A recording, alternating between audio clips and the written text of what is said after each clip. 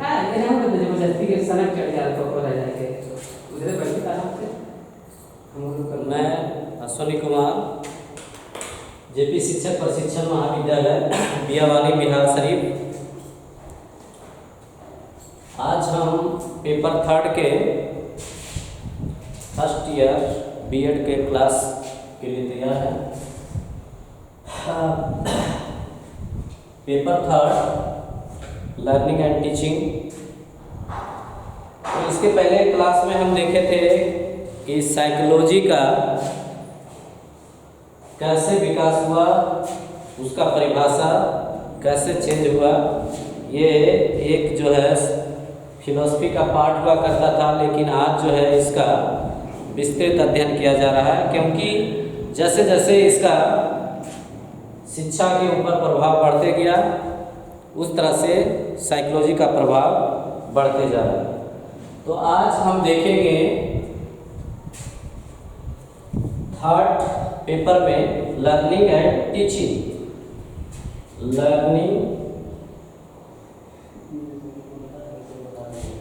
Learning and teaching ये subject है। तो हम सबसे पहले देखेंगे कि ये अधिगम क्या है, लर्निंग क्या है। लर्निंग यानी अधिगम।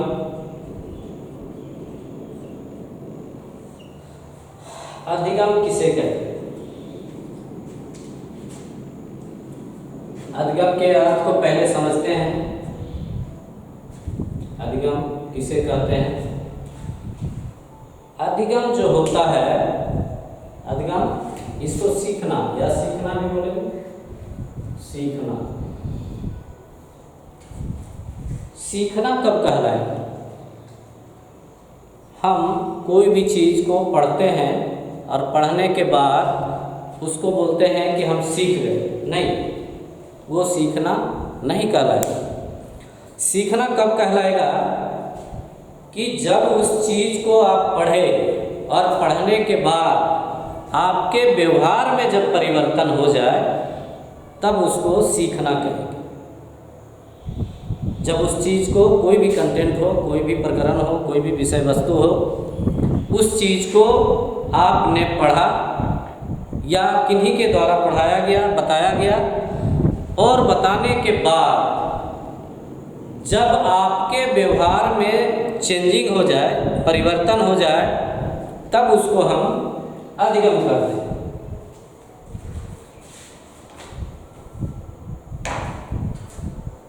ये प्रत्यक्ष रूप में भी हो सकता है, अप्रत्यक्ष रूप में भी हो सकता है।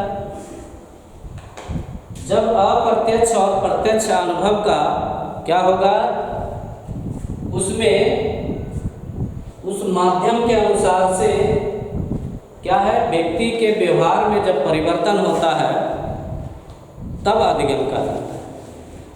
ये अर्थ के रूप में आप देखें कि इसमें अधिगम किसे कहेंगे? अधिगम वह है, अधिगम वह है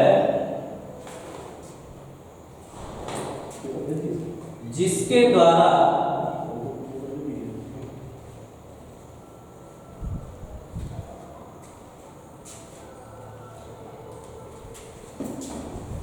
प्रत्यक्ष और अप्रत्यक्ष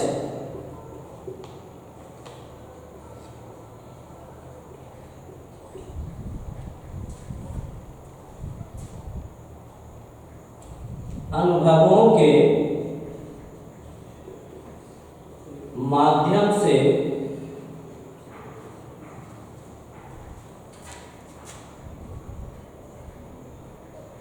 किसी व्यक्ति में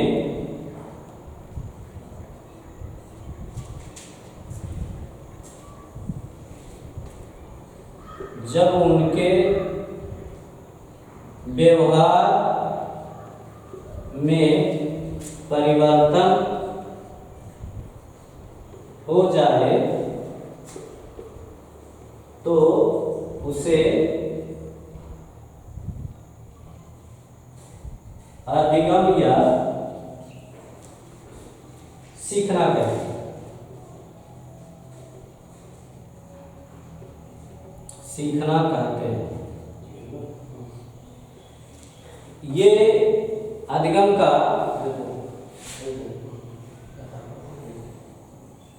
अर्थ के रूप में देख रहे हैं। अब आप समझ गए होंगे कि अधिगम क्या है, सीखना क्या है। कि कोई भी चीज को हम पढ़ते हैं या किन्हीं के द्वारा से पढ़ाया जाता है और उसमें प्रत्यक्ष या अप्रत्यक्ष अनुभव हो, और जब यह अनुभव किसी व्यक्ति के माध्यम के द्वारा उसके व्यवहार में जब परिवर्तन हो जाए तो उसे सीखना कहते हैं। अब कुछ लोग जो हैं इसमें इनका परिभाषा डिफिनेशन ऑफ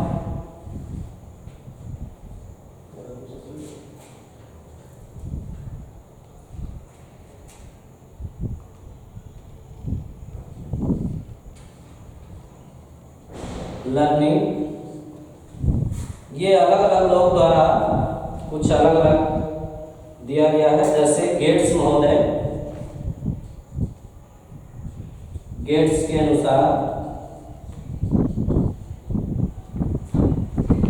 इनके अनुसार है कि अनुभवों के द्वारा व्यवहार में होने वाले परिवर्तन को सीखना कहते हैं। गेट्स महोदय के अनुसार अनुभवों द्वारा व्यवहार में होने वाले परिवर्तन को सीखना कहते हैं। दूसरे हैं गार्डनर,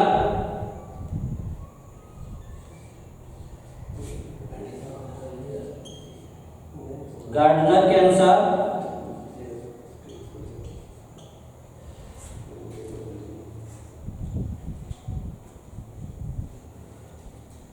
इनके अनुसार है अधिगम शब्द में होने वाले परिवर्तन को सीखना कहते हैं। अधिगम शब्द में होने वाले परिवर्तन को अधिगम, जबकि गेट्स द्वारा जो है उनके अनुभवों के द्वारा व्यवहार में परिवर्तन को अधिगम कहते हैं। ये स्किनर ने भी इसका परिभाषा दिए हैं। स्किनर ने बताए हैं कि सीखना व्यवहार में उत्तरोत्तर सामंजस्य की प्रक्रिया है। उत्तरोत्तर सामंजस्य की प्रक्रिया है।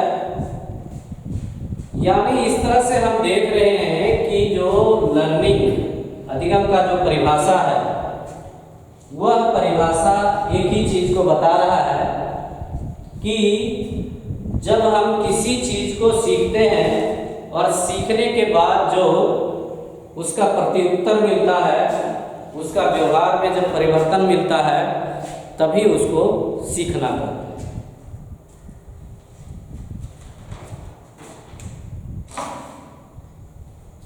अब हम देखेंगे इसमें अधिगम कौशल।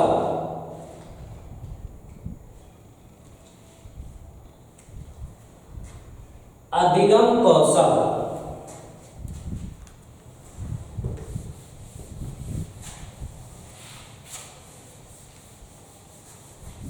Learning skill.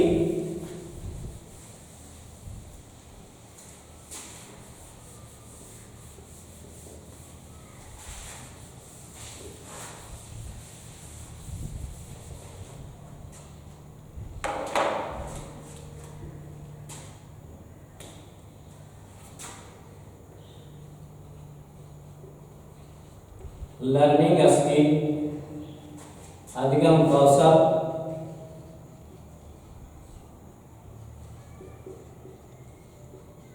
अधिगम कौशल। स्किल क्या होता है? अधिगम समझ लिए, अब स्किल को समझना है। तो स्किल क्या होता है?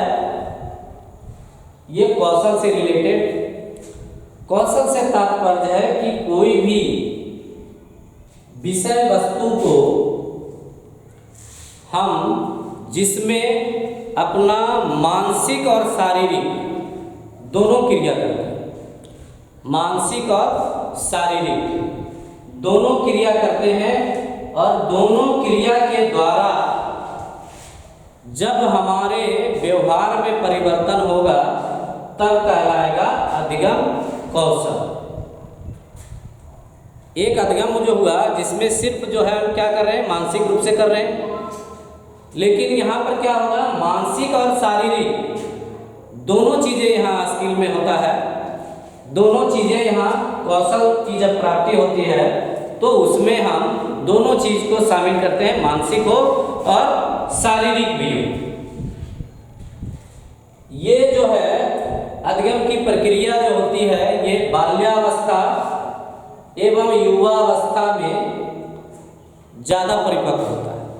अधिगम की क्रिया जो सीखने की क्रिया होती है ये बाल्यावस्था में और आपका जो है युवावस्था रहता है, तो इसमें ज़्यादा ये होता है। और ये क्रिया जो होती है ये सीखने का हमारा जो है ये हम विद्यालय और समाज के द्वारा अधिक से अधिक चीज़ों को सीख पाते हैं। विद्यालय में हम सीखते हैं औपचारिक रूप से और समाज में सीखते हैं हम अनौपचारिक रूप से। औपचारिक का मतलब हुआ कि औपचारिक रूप से जो सीखना हुआ कि उसमें सभी चीज़ें जो है आप जो है प्रतिबंधित रहते हैं, औपचारिकता रहता है उसमें, जिसमें कि समय का प्रतिबंध रहता है कि आपको इतना से इतना टाइम तक जाना। साथ में वहाँ टीचर जो होते हैं वो फिक्स होते हैं, आपका सिलेबस फिक्स होता है। इस अनुसार से वहाँ पर क्या होता है कि जो चीज़ सीखते हैं स्कूल के द्वारा तो वहाँ पर औपचारिक रूप से जो है सीखा जाता है। समाज में जो चीज़ें हम सीखते हैं समाज में वह सीखते हैं अनौपचारिक रूप से, माने इसमें औपचारिकता का कोई प्रतिबंध नहीं रहता है। हम उस चीज़ को छोटे से भी सीख लेते हैं, बड़े से भी सीख लेते हैं, अपने भाई से भी सीख लेते हैं और अपने माता पिता से भी सीखते हैं और समाज के लोग से भी सीखते हैं। तो ये चीज़ क्या है कि आप जो अधिगम कौशल है ये चीज़ें आप विद्यालय में भी सीखते हैं और समाज में भी सीखते हैं। इसके बाद आता है, इसके बाद हम देखेंगे कि इसमें जो अधिगम कौशल है इसमें क्या होता है कि एटीट्यूड का प्रभाव रहता है। एटीट्यूड अधिगम कौशल में एटीट्यूड इसका बहुत बड़ा महत्व है। अधिगम के लिए ये मनोवृत्ति अभिवृत्ति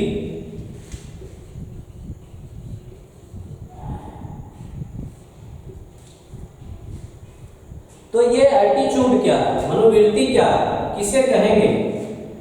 किसे कहेंगे मनोवृत्ति।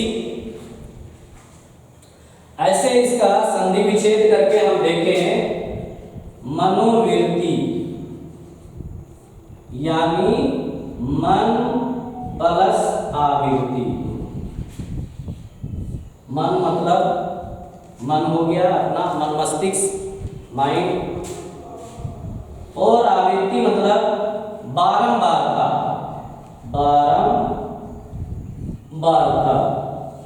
तो मन में जो बार बार कोई चीज आए उसी को मनोवृत्ति। शाब्दिक अर्थ में इस तरह से हम देखेंगे कि शाब्दिक अर्थ में मनोवृत्ति को क्या कहेंगे, मन की बारंबारता।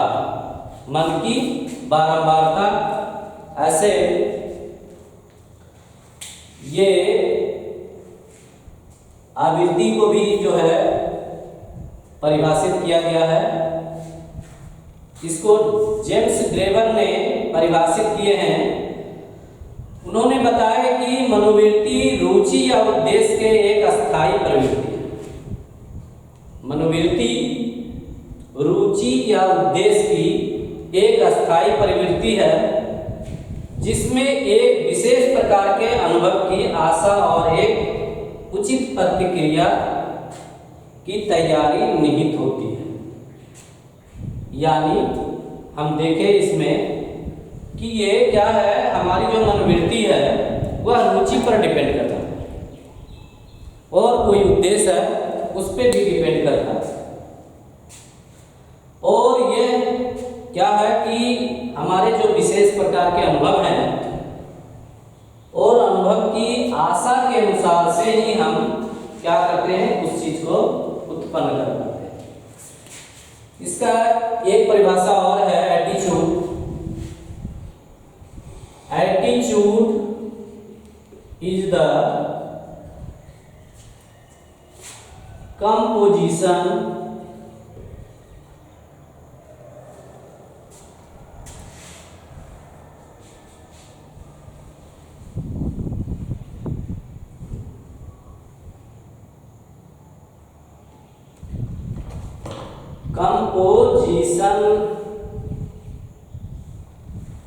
attitude is the composition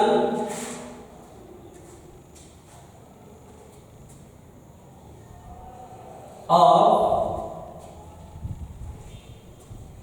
way of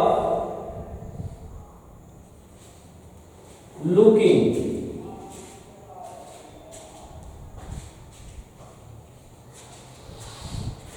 way of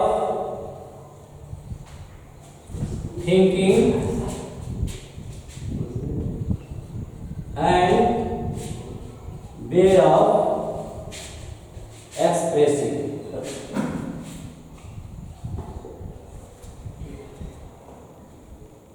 तो एटीट्यूड क्या है, एक कंपोजिशन है, माने एक सम्मिलित रूप है किसका, वे ऑफ लुकिंग का, माने देखने का नजरिया, वे ऑफ थिंकिंग सोचने का नजरिया, और वे ऑफ एक्सप्रेसिंग मतलब पहले हम किसी चीज को देखते हैं, उसके बाद उसके ऊपर थिंकिंग करते हैं और उसके बाद क्या करते हैं, उस चीज को बोलते हैं। जैसे अभी आप देखेंगे कि यहाँ का एक गिलास है और एक गिलास में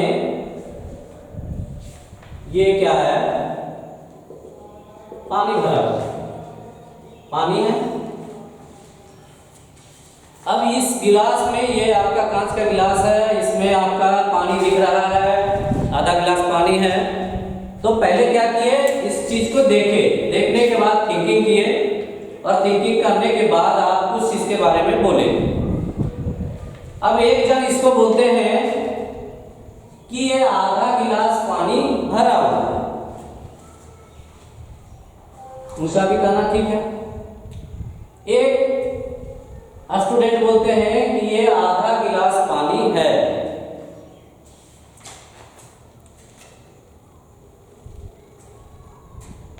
एक बोलते हैं आधा गिलास खाली है।